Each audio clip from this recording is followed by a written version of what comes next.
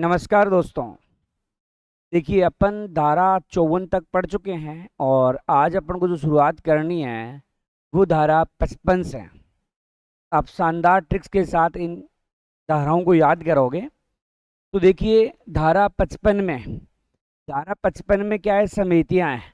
अरे समितियां कितनी होनी चाहिए? पाँच पाँच होनी चाहिए। पाँच पाँच का मतलब 55 है। पाँच पाँच का मतलब क्या हो गया? 55 है। अब सबसे पहले 55 के 1 में दिया है कार्यपालक समिति। क्या होती है? देखिए, कार्यपालक समिति प्रत्येक नगर पालिका में एक अनिवार्य कार्यपालक समिति होगी। मतलब जो प्रत्येक नगर पालिका होगी उसमें एक क्या होगी? कार्यपालक समिति अवश्य होगी। अब क्या होगा? इसमें कौन कौन होंगे? बहुत मोस्ट है, इसमें नगर पालिका अध्यक्ष होगा जो कि इस समिति का पदेन अध्यक्ष होगा। कार्यपालक जो समिति होगी उसमें एक अध्यक्ष होगा और अध्यक्ष है वो ही इस समिति का क्या होगा? अध्यक्ष होगा। एक नगर पालिका का उपाध्यक्ष होगा। क्या होगा? नगर पालिका का नगर पालिका का एक उपाध्यक्ष होगा और साथ में इसमें विपक्ष का नेता भी होगा। कौन होगा भाई? विपक्ष का नेता भी इसमें शामिल होगा। इसके बाद में है नगर निगम या नगर परिषद के मामले में वार्ड समितियों के अध्यक्ष द्वारा निर्वाचित 7 सदस्य होंगे जिनमें से 2 महिला होना जरूरी है। कितनी महिला होना जरूरी है? 2। तो देखो, अगर नगर निगम और नगर परिषद है उसके मामलों में क्या होगा कि वार्ड समितियों के अध्यक्ष द्वारा निर्वाचित 7 सदस्य होंगे। कितने होंगे? 7 सदस्य होंगे जिनमें से 2 महिला अनिवार्य होगी। जबकि नगर पालिका बोर्ड है उसमें कितने सदस्य होंगे? तो नगर पालिका बोर्ड में होंगे आपके 5 सदस्य। अब आ जाइए, धारा 55 के 3 के अधीन गठित अन्य समितियों के अध्यक्ष भी इसमें शामिल होंगे। तो ये कार्यपालक समिति बड़ी इंपॉर्टेंट है और इसका जो पदेन सचिव होता है वो होता है मुख्य नगर पालिका अधिकारी अर्थात CMO होता है। तो CMO है वही नगर पालिका का क्या होता है? अध्यक्ष होता है। चलिए, तो आपने देखा समितियां हैं, तो समितियां का उल्लेख 5-5 में है, मतलब 55 में है। इसमें आपने कार्यपालक समिति देखी। कार्यपालक में एक नगर पालिका का अध्यक्ष होगा जो इस समिति का अध्यक्ष भी होगा और एक नगर पालिका का उपाध्यक्ष होगा, एक विपक्ष का नेता होगा। नगर निगम और नगर परिषद के मामले में वार्ड समितियों के अध्यक्ष द्वारा निर्वाचित 7 सदस्य होंगे जिनमें से क्या होंगे? जिनमें से 2 महिला होगी और नगर पालिका बोर्ड के मामले में कितने होंगे? 5 सदस्य। धारा 55 के 3 के गठन अन्य समितियां होती है वो भी इसमें होंगे, उनके अध्यक्ष होंगे और इसका पदेन सचिव होगा वो आपका नगर पालिका का जो मुख्य नगर पालिका अधिकारी है, CMO है, अर्थात आप खुद हो जिसकी तैयारी कर रहे हो, अर्थात EO। अब 55 के 3 में देखिए क्या है। तो अन्य समितियां अधिकतम इसमें 10 सदस्य होंगे। जो अन्य समिति है उसमें अधिकतम कितने होंगे? 10 सदस्य होंगे। तो बहुत इंपॉर्टेंट है, वेरी मोस्ट है ये। प्रत्येक नगर पालिका का कार्यपालक समिति के अतिरिक्त अधिकतम 10 सदस्यों वाली एक समिति होगी। अब 10 सदस्यों वाली जो समिति होगी वो कौन कौन सी होगी? ज्यादा कोई विशेष नहीं है, 2-4 बातें याद करनी है। वित्त समिति होगी, स्वास्थ्य और स्वच्छता संबंधित समिति होगी, ये मोस्ट होता है। जहाँ 1 से 50 वार्ड हो वहां पर क्या होगा? एक समिति होगी। जहाँ 51 से 75 वार्ड हुआ 2 समितियां होगी और 75 से कितने भी हो जाए अधिक तो फिर 3 समितियां होगी। ये डेटा मोस्ट है, वेरी मोस्ट है, आपको याद रखना है। तो स्वच्छता समिति और आपकी जो ये है ना सार्वजनिक मार्ग स्थानों, इसमें भी ये सेम बात होती है। वही इनमें क्या होता है कि 1 से 50 तक एक समिति होगी, 51 से 75 जो 2 होगी और 75 प्लस होते 3 समितियां होगी। एक होती है इसमें भवन अनुज्ञा समिति होती है और गंदी बस्ती सुधार समिति होती है, महिला एवं बाल विकास गरीबी उन्मूलन समिति, नियम उपविधि समिति होती है और अपराधों का सम्मान और समझौता। हो सकता है आप इनको देख के सोच रहे हो कि सर ये तो याद ही नहीं हो रहा। इनमें जो याद करना है वो मैंने बता दिया। ये जो है ना 1 से 50 वार्ड तक एक समिति, 51 से लेकर 75 तक 2 और 75 से अधिक होते ही 3, यही बात याद करनी है इसमें। ठीक है, फालतू की टेंशन मत लिया करो ना, टेंशन से समस्याएं पैदा होती है। अब आ जाइए 55 की 4 और 5 में गठित जो समितियां हैं उनकी समय सीमा। देखो, समितियां नगर पालिका के गठन के 90 दिन के भीतर गठित हो जानी चाहिए, अनिवार्य है। यदि नगर पालिका समितियां गठित करने विफल रहती है तो राज्य सरकार स्वयं ऐसी समितियों का गठन करेगी। वेरी मोस्ट है। दो प्रश्न बनते हैं यहाँ। एक तो नगर पालिका गठन के 90 दिन के अंदर जो है आपकी समिति बन जानी चाहिए। अगर मान लो नगर पालिका नहीं बना पा रही है तो कोई बात नहीं, राज्य सरकार बना देगी भाई। कौन बना देगी? राज्य सरकार। ये दो प्रश्न बड़े इंपॉर्टेंट होते हैं, आपको याद रखने हैं। चलिए अब अपन देखेंगे 56 से 60 की कुछ समितियां। तो इसमें क्या है 56 में? देखो 56 है सदस्यों से भिन्न व्यक्ति, अर्थात मैं इसको हमेशा क्या बोलता हूं, बाहरी सदस्यों को सम्मिलित कब नियुक्त किया जाएगा, अर्थात बाहरी कब। अरे देखो, समिति में बाहरी सदस्य 5-6 होने चाहिए। 5-6 का अर्थ हो गया 56 भाई। 5 अभी मैंने याद करवाया कि 5-5 तो क्या होनी चाहिए, समितियां होनी चाहिए। और 5-6 क्या होने चाहिए, बाहरी सदस्य। बाहरी का मतलब समितियों से भिन्न सदस्य होंगे। अब ये कैसे क्या होंगे उनके बारे में देखिए। यदि किसी समिति में बाहरी व्यक्तियों को नियुक्त करना है तो नगरपालिका सदस्य नहीं है, मतलब उनको करेंगे जो नगरपालिका सदस्य नहीं है। तो इसके लिए कुल सदस्यों के न्यूनतम 1/2 सदस्यों द्वारा समर्थित होना चाहिए। मतलब बाहरी सदस्य किसको शामिल करेंगे, जो निर्वाचित सदस्य नहीं है उनमें से।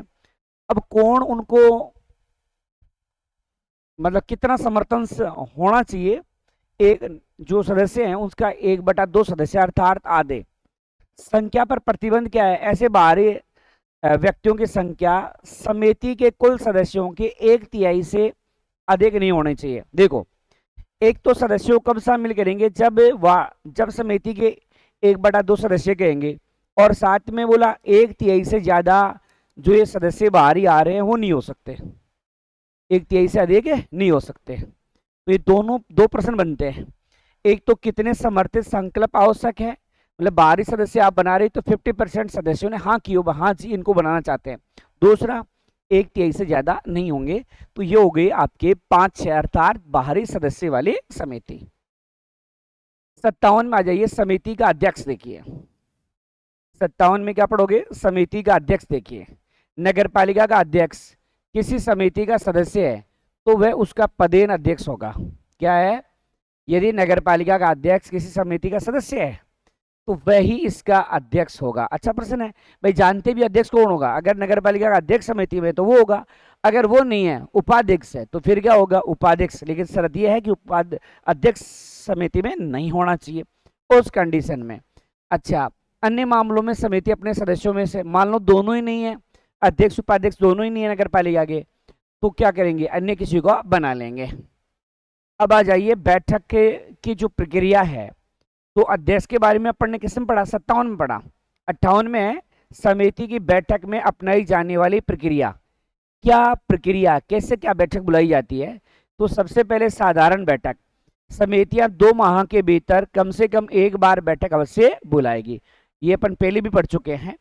फिर विशेष बैठक, समिति का अध्यक्ष नगरपालिका अध्यक्ष के अनुरोध पर या समिति के कम से कम 2 सदस्यों के लिखित अनुरोध पर 2 दिन के भीतर विशेष बैठक बुलाएंगे। देखो, विशेष साधारण बैठक तो 2 माह में एक बुला रहे हैं, लेकिन विशेष समिति का अध्यक्ष नगरपालिका अध्यक्ष के अनुरोध पर, समिति का अध्यक्ष बुलाएगा, कौन अनुरोध करेगा, नगरपालिका अध्यक्ष। फिर समिति में या समिति के कम से कम 2 सदस्य लिखित रूप में अनुरोध करे, फिर 2 दिन के भीतर वो बुला लेगा। अब जब ये बैठक बुलाई जा रही है विशेष, तो इसमें गणपूर्ति कितने होने चाहिए, आधे सदस्य, अर्थात 1/2 सदस्य उपस्थित होने चाहिए। तो ये हो गई बैठक में अपनाई जाने वाली प्रक्रिया। मतलब साधारण और विशेष। साधारण 2 माह में, विशेष नगर पालिका के अध्यक्ष के अनुरोध पर बुलाएंगे या सदस्य जो है लिखित रूप में देंगे। कितने सदस्य? 2 सदस्य, तो 2 दिन के अंदर बुला लेंगे। और गण पूर्ति कितनी होनी चाहिए? 1/2। अब है 59 में है समितियों का नगर पालिका के अनुदेशों के अधीन होना। मतलब जो समितियां हैं वो या नगर पालिका के आदेश मानने के लिए बाध्य होती है। नगर पालिका जो निर्देश देगी, जो आदेश देगी, वो समितियों को मानने होंगे, ये बात है। तो नगर पालिका किसी भी समिति के निर्णय या योजनाओं का रिव्यू कर सकती है, पुनरीक्षण करने के लिए अपने पास मांग सकती है, उनको निरस्त कर सकती है, उनमें संशोधन कर सकती है। कुल मिलाकर नगर पालिका जैसा चाहे वैसा समितियों के साथ कर सकती है। वो 59 में। 60 में सामान्य करते। आप सोच लो जब 60 साल के हो जाओगे तब क्या करोगे? सामान्य करते करोगे। तो सामान्य करते कब करने? जब आप 60 साल के हो तो सामान्य करते करने। सामान्य 60।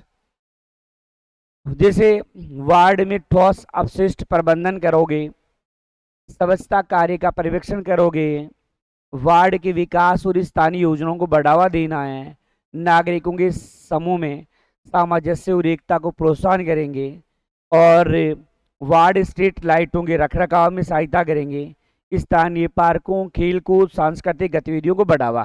कुल मिलाकर के ये कार्य कर रही है वार्ड समितियां। तो वार्ड समिति के सामान्य कार्य वही स्वच्छता वगैरह, सामाजिक एकता वगैरह है ना, खेलकूद, पर्यटन वगैरह, उनकी तरफ प्रोत्साहन करना है।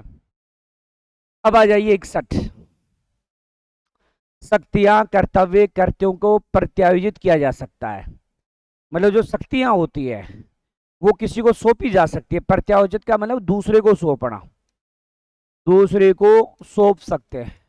उसके बारे में ऐसा EOR 2023 की कोई एग्जाम में क्वेश्चन भी आया है। देखो 61 के 1 में कोई भी ऐसी शक्ति, कर्तव्य करते जिनका प्रयोग नगर पालिका द्वारा किया जा रहा है, धारा 55, धारा 157, धारा 158 के अधीन प्रावधानों पर प्रतिकूल प्रभाव डाले बिना इस अधिनियम के अधीन समितियों को प्रत्यायोजित कर सकते हैं। मतलब नगर पालिका के पास में कोई करते हैं, कोई काम करवाना है तो वो समितियों को प्रत्यायोजित कर सकती है, लेकिन शर्त यह है कि धारा 55, धारा 157, धारा 158 पर प्रतिकूल प्रभाव नहीं पड़ना चाहिए।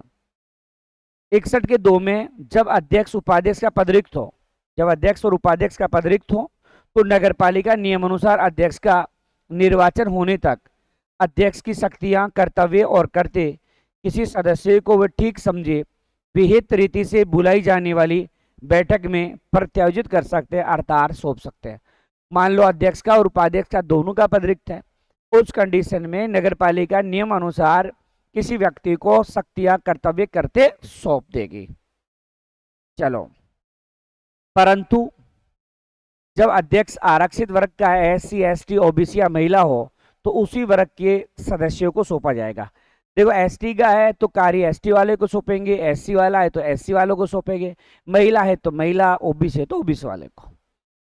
परीक्षा में देखो प्रश्न क्या है, नगर पालिका अधिनियम 2009 की किस धारा के अनुसार समितियों को शक्तियां, कर्तव्य करते सौंपे जा सकते हैं?